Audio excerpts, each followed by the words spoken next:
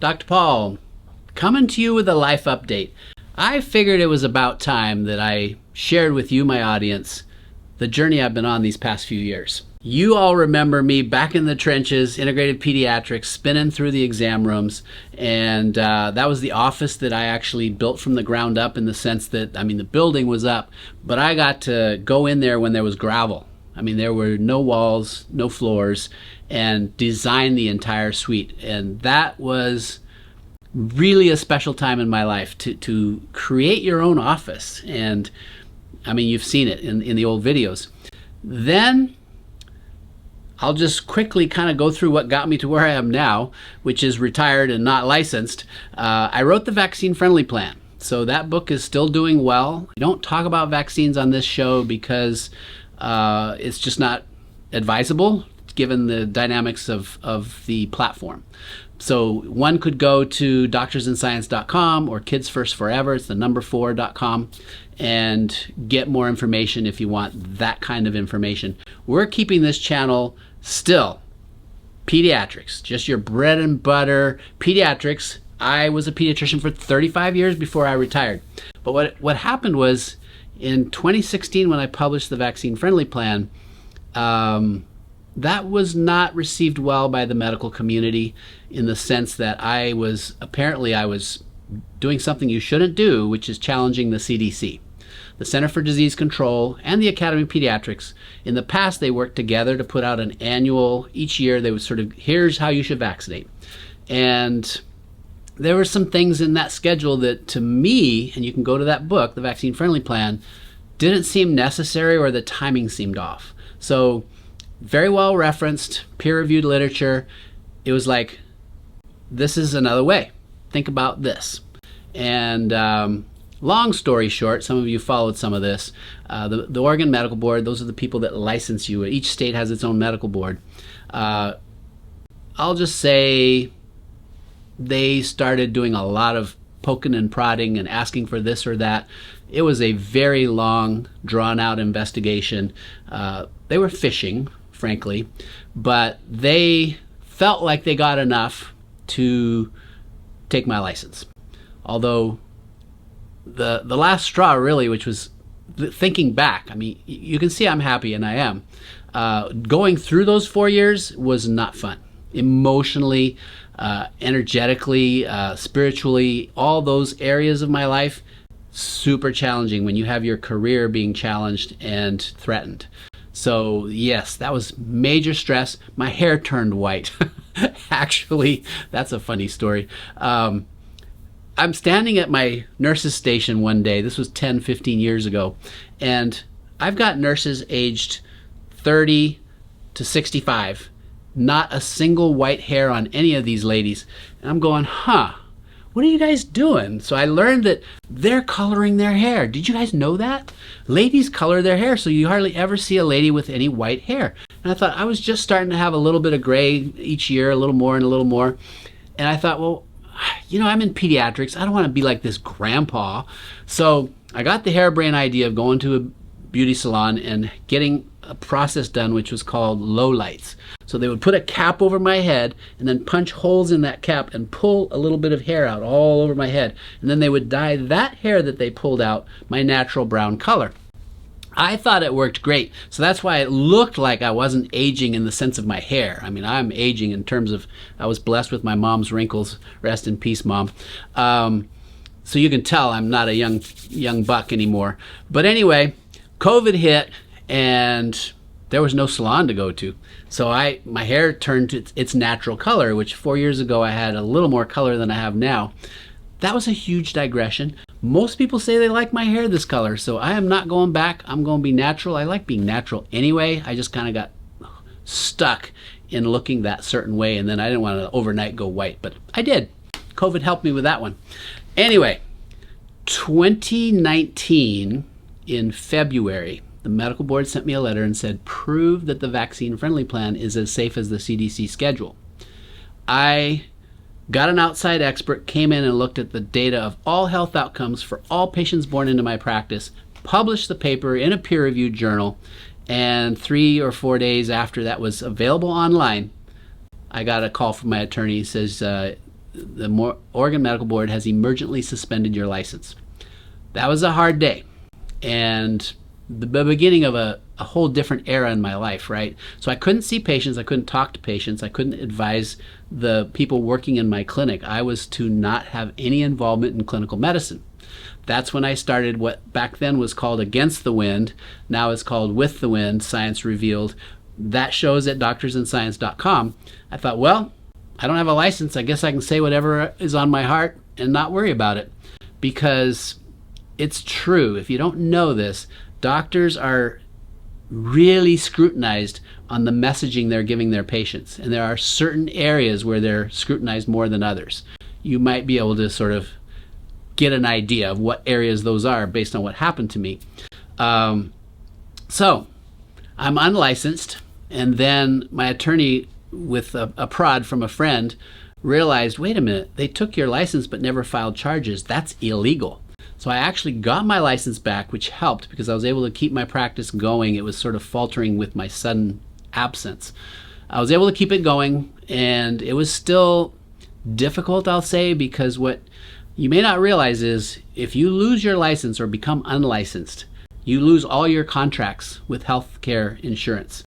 And that was a huge blow to the practice because thankfully, just the year or two before, my nurse practitioners and other providers had become individually credentialed with insurance companies, not just through Integrated Pediatrics, my office. So thankfully, they were able to keep the thing going, and they did a masterful job. I ended up selling the practice to a couple of the nurse practitioners who are continuing to keep it going under a different name.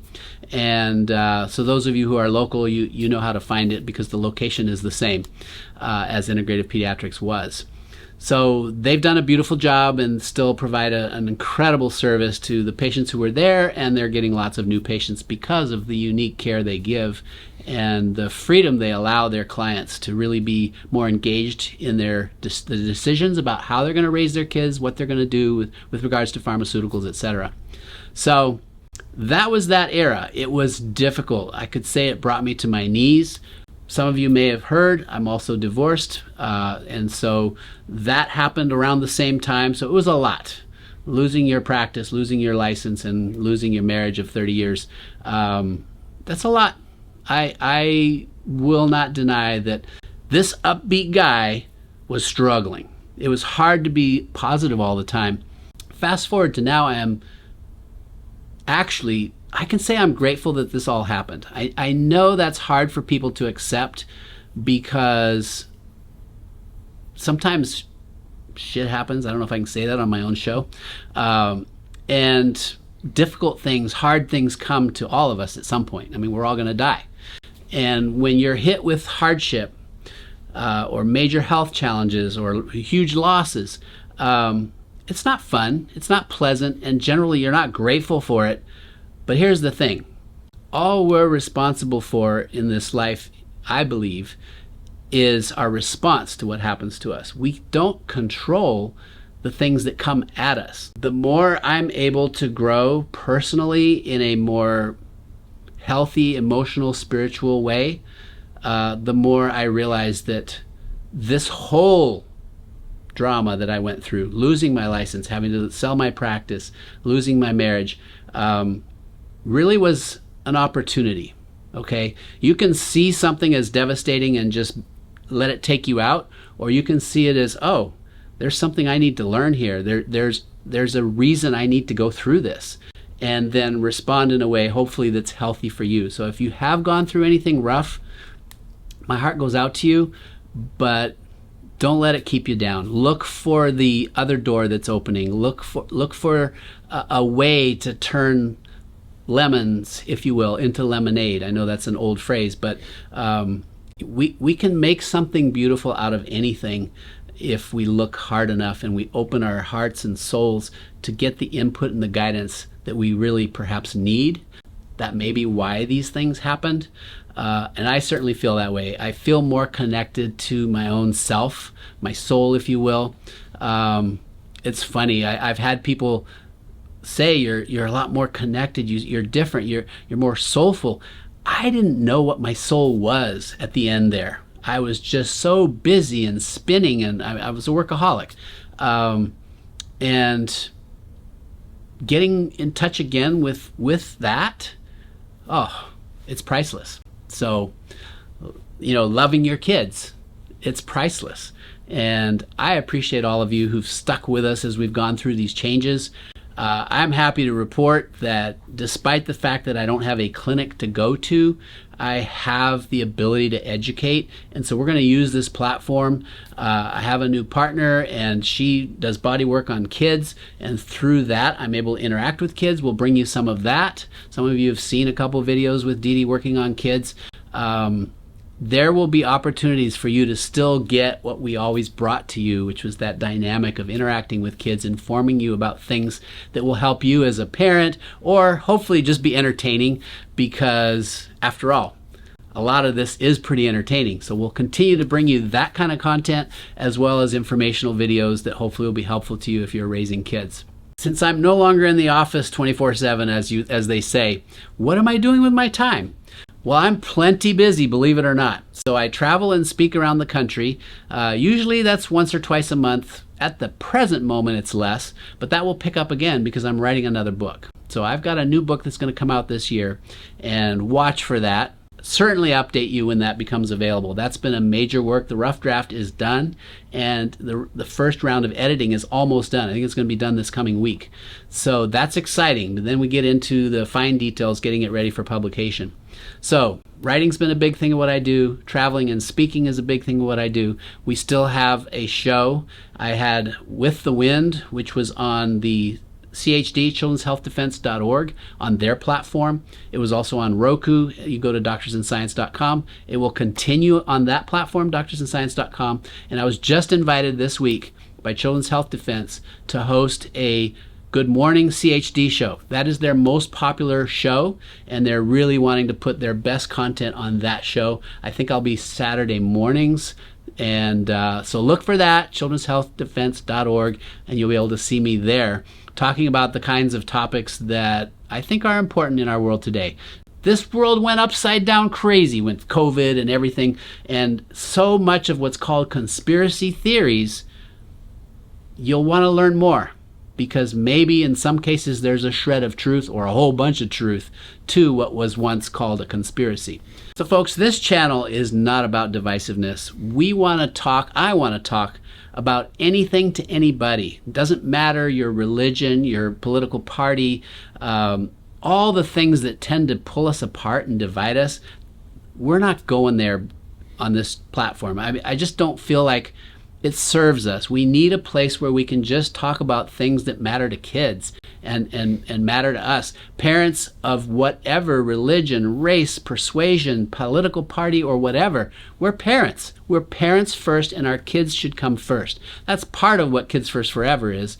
And so I urge you to check that out too. But on this platform, for sure, catch me if I slip, because I try not to. I really want to make this fun and available to all. And one other update. So one thing COVID did to me was it knocked me out of my exercise routine. The gyms all closed down, and then there was masking, and I can't work out with a mask. I'm sorry, I just cannot do it. Some people can.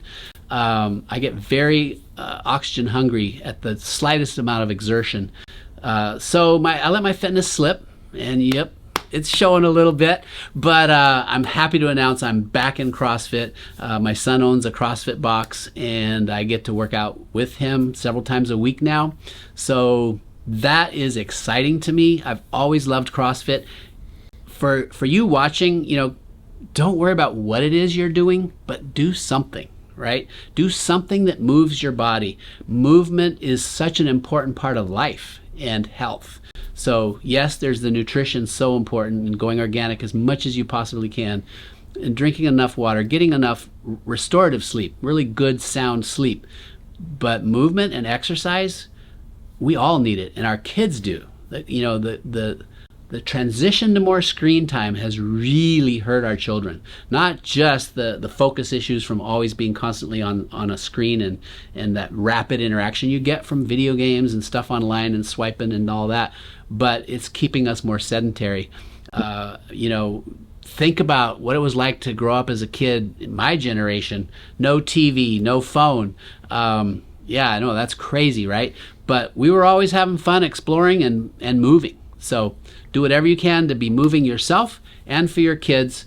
And hopefully I'll give you some updates on that as well.